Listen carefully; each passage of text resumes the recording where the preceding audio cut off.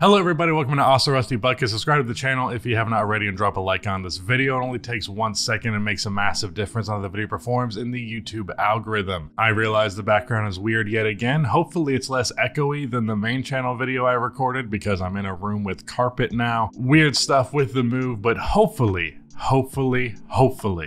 that will be over soon. So far it has been a never-ending nightmare, but I think we're finally coming out on the other side.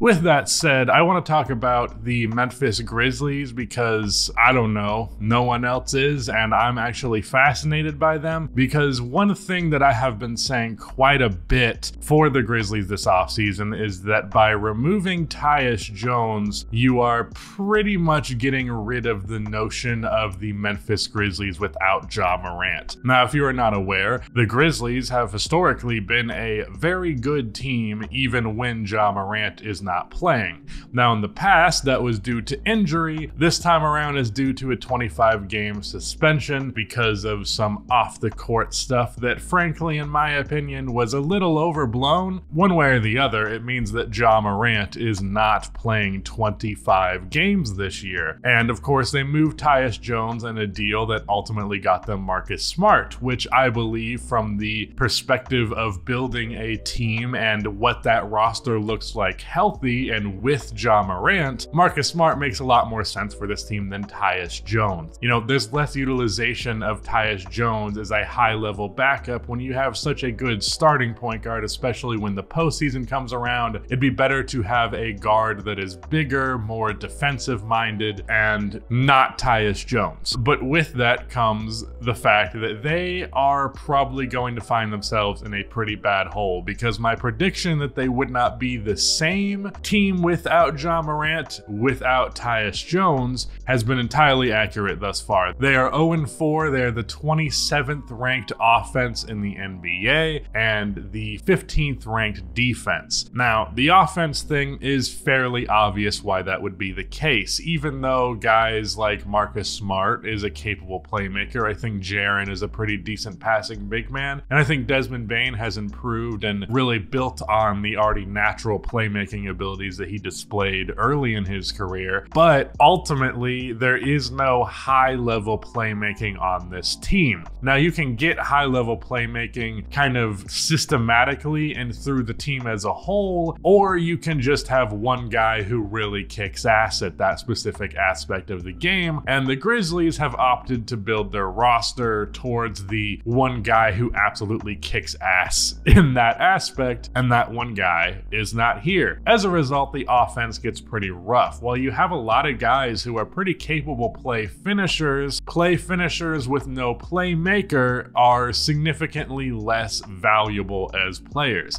Desmond Bane's going out there and doing the best that he can, but you know, if he is your best option and Marcus Smart is often second in your team's field goal attempts, Jaren Jackson Jr. can kind of be timid depending on the day. There's just not a lot of guys who are dominant self-creators, and they sure as shit are not setting up their teammates all that well, at least not on a level that would generate consistent good looks. So offensively, it's pretty understandable why they'd be bad on that end, but if you were looking at this team, again, without Ja Morant, and I do want to mention here, there's a lot of other guys that are out. Brandon Clark still not back. Steven Adams is unfortunately going to miss the entire year, and there are other pieces that are not coming to mind right now, but you know, the team's definitely not at its most healthy, but the team without Ja Morant in the past has still been good while not healthy, while having guys like Brandon Clark, for example, out. So it's not as though that was a hindrance in the past. But you would look at this team without Ja Morant, without Brandon Clark, without Steven Adams, and you would go, okay, well, they still have Jaren Jackson Jr. and Marcus Smart, who are some of the best defenders this league has to offer. And the players that are around them as well, like Desmond Bane, Zaire Williams, they're not bad defenders either, not necessarily as amazing as Jaren and Marcus are for sure, but, you know, the foundation is there to be a good defensive defensive team. They have historically been a very good defensive team, pretty much just with Jaren Jackson Jr. alone.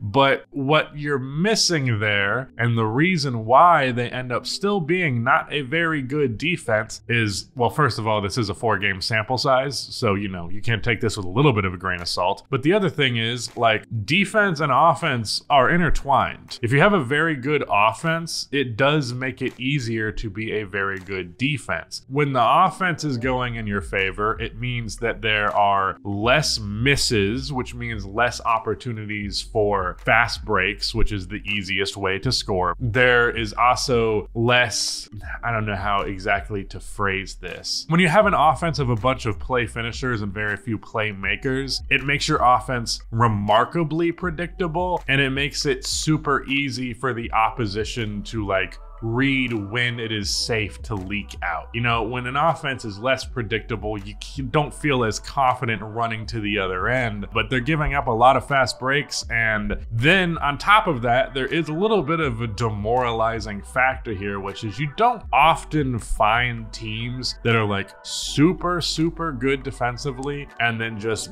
bad on offense. It does happen to some extent. The Chicago Bulls have actually kind of been like that, but the way that players' brains tend to work, they kind of like scoring the ball. They like having good and not disastrous offense. And then if things are going bad on that end, they're not necessarily going to bring their best on the other end. And as I say, it doesn't necessarily go both ways, because Lord knows you can be a good defensive team, but if your offensive personnel sucks like the Chicago Bulls do, maybe not sucks, but at least is poor fitting, then you're going to get those results. But with all that said, what does this mean for the Grizzlies and their season? Because while I don't think they're going to go 0-25 in the games that they have without Ja Morant, especially because a couple of these games have been close, they are not going to be in a good position when Ja Morant returns. I imagine, if I had to guess, I'd say they probably lose maybe 18 of these 25 games, which puts them in a pretty significant hole in the Western Conference, one that is an absolute bloodbath and one that is very hard to get a high seed in, especially if you start off your season 8-17.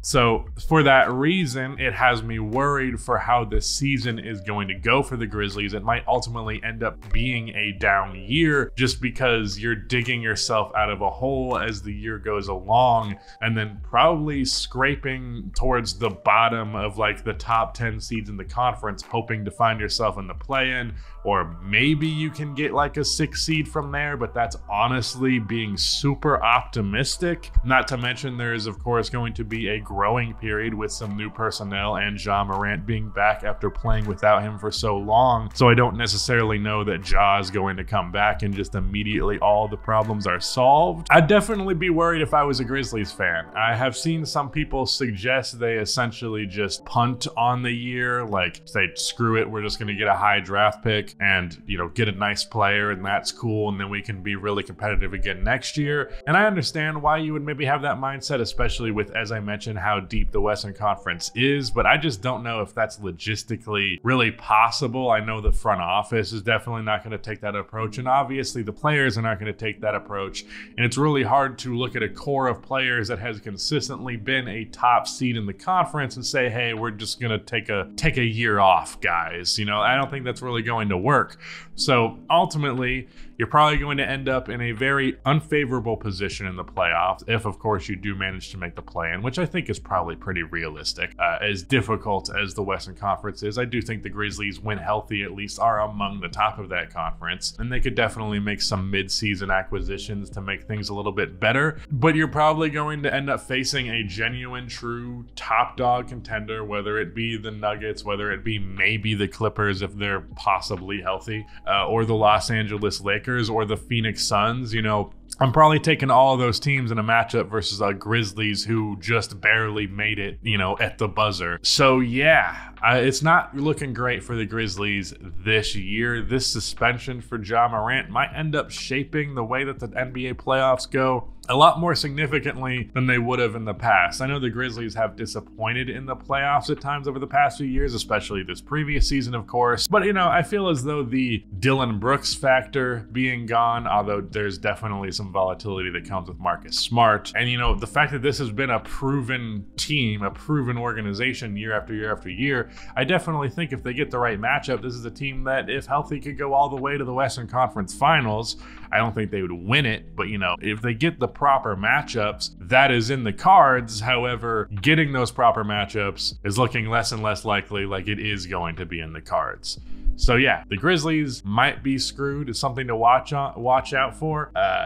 And the reason Marcus Smart's just not the playmaker that Tyus Jones is. That's really it. Like it really does come down to playmaking for me. That's the thing that stands out so much when I watch the Grizzlies. Marcus is a fine playmaker, but it's just not the same as the way that the offense functions with Tyus. And it's not that Tyus is some remarkably good player. He just fits super, super well and is just the simple piece that makes it all work. And Marcus Smart is a better piece in a different context, but not in this one. And they're paying for it. But yeah, with that said, videos are hopefully going to be way more frequent here. Shout out to Rudy for editing this video. I'm sure it was painful because he's a Grizzlies fan. But that is it. Goodbye.